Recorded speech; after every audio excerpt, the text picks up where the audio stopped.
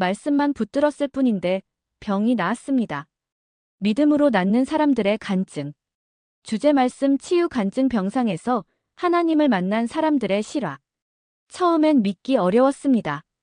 성경 말씀을 읽는 것만으로 병이 나을 수 있다니.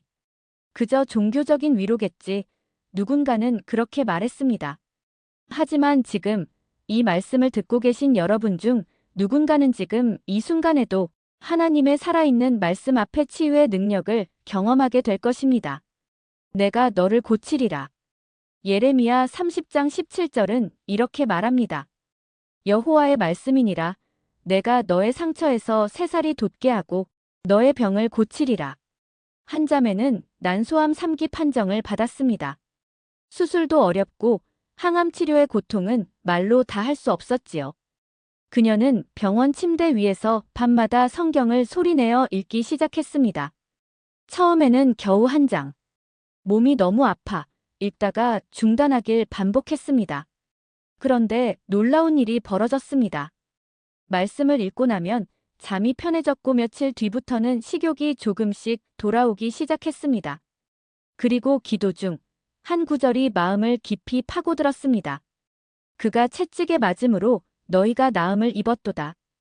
베드로전서 2장 24절 말씀이었습니다.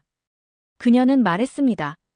그 말씀이 내 심장에 박히는 순간 내 병을 대신 짊어지신 예수님이 느껴졌습니다. 이 병이 예수님의 고난으로 이미 처리된 것이라는 믿음이 생겼습니다. 그날 이후 치료의 방향이 바뀌었고 의사도 놀랄 만큼 회복 속도가 빨라졌습니다.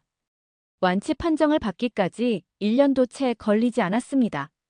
그녀는 말합니다. 내가 나은 게 아닙니다. 말씀이 나를 살리셨습니다. 또 한 형제는 만성 우울증으로 10년을 고통받았습니다. 약을 바꿔도 치료를 받아도 자살 충동은 사라지지 않았고 모든 것에 회의적이었습니다. 그는 마지막 희망으로 교회를 찾아갔습니다. 그리고 말씀 묵상을 시작했습니다. 특히 시편 말씀을 매일 한 장씩 읽었습니다.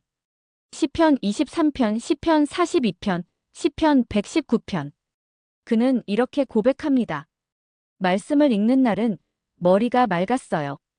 이상하게도 가슴이 뜨거워지면서 울컥 눈물이 날 때가 있었죠. 그는 매일 자신의 감정을 말씀으로 적어보며 하나님 앞에서 솔직해지기를 시작했습니다. 그리고 어느 날 내가 너를 눈동자처럼 지키리라는 말씀이 자기 인생에 쓰인 줄 처음으로 믿어졌다고 했습니다. 그날 이후 그는 더 이상 약에 의존하지 않았고 현재는 같은 고통을 겪는 청년들을 돕는 상담사가 되어 말씀의 치유를 전하고 있습니다. 말씀이 살아서 역사합니다. 말씀이 듣는 이의 영혼을 꿰뚫고 병든 몸과 상한 마음을 고칩니다. 왜일까요? 요한복음 1장은 말합니다. 태초에 말씀이 계시니라. 이 말씀이 하나님과 함께 계셨으니 이 말씀은 곧 하나님이시니라. 말씀은 단지 문장이 아닙니다. 하나님의 본체이며 살아계신 예수 그리스도입니다. 우리는 약이라는 물질에 의지하지만 성경은 말씀이 곧 생명이고 치유라고 말씀합니다. 한 노부부가 있었습니다. 70대 후반. 아내는 치매 초기에 접어들었고 남편은 허리 디스크로 거동이 불편했습니다. 둘 다 병원에 의지하며 하루하루를 버티고 있었습니다. 어느 날 교회에서 말씀 암송 100일 캠페인을 시작하자 이 부부도 따라 해보기로 결심했습니다. 아내는 시편 말씀만 외우고 남편은 매일 자녀처럼 시편 91편을 소리내어 읽었습니다. 3달 뒤 아내의 기억력이 오히려 호전되기 시작했고 남편은 더 이상 지팡이에 의지하지 않아도 걷기 시작했습니다. 말씀은 영혼의 해독제입니다. 말씀은 영적 암세포를 분해하는 칼입니다. 말씀은 절망 속에 있는 자를 끌어올리는 생명의 밧줄입니다. 말씀이 단단히 박힌 영혼은 쉽게 무너지지 않습니다. 말씀이 영혼 깊숙이 들어가면 육체도 반응하게 되어 있습니다. 히브리서 4장 12절 말씀입니다. 하나님의 말씀은 살아있고 활력이 있어 좌우의 날선 어떤 검보다도 예리하여 혼과 영과 및 관절과 골수를 찔러 쪼개기까지 하며 관절과 골수를 찔러 쪼갭니다. 즉, 육체까지 관통하는 말씀의 능력을 의미합니다. 말씀을 들으면 기도가 달라지고 기도가 달라지면 삶의 태도도 달라집니다. 그리고 그 말씀은 반드시 치유와 회복으로 연결됩니다.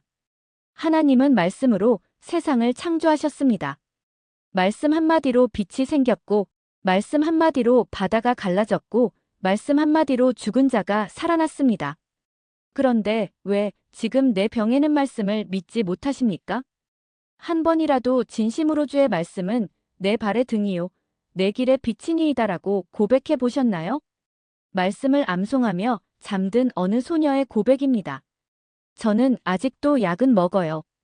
하지만 매일 밤 시편 121편을 읽고 자면 불안이 멈춰요.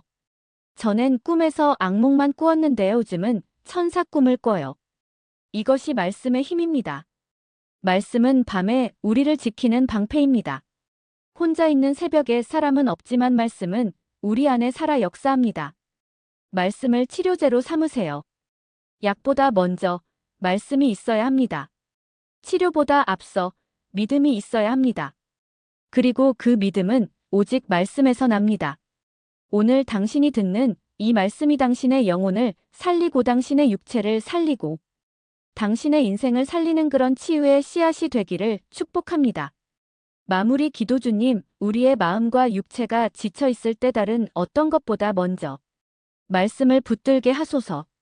상한 마음이 말씀으로 회복되게 하시고 아픈 육체가 말씀으로 새살이 돋게 하소서. 이 영상 앞에 선 모든 이의 영혼과 삶을 주의 말씀으로 고쳐주시고 말씀으로 다시 살아나게 하소서. 예수님의 이름으로 기도합니다. 아멘. 마무리 찬양. 제안주의 말씀은 내 발의 등이요. 시편 119편. 기반 찬양. 나는 주의 말씀을 믿네.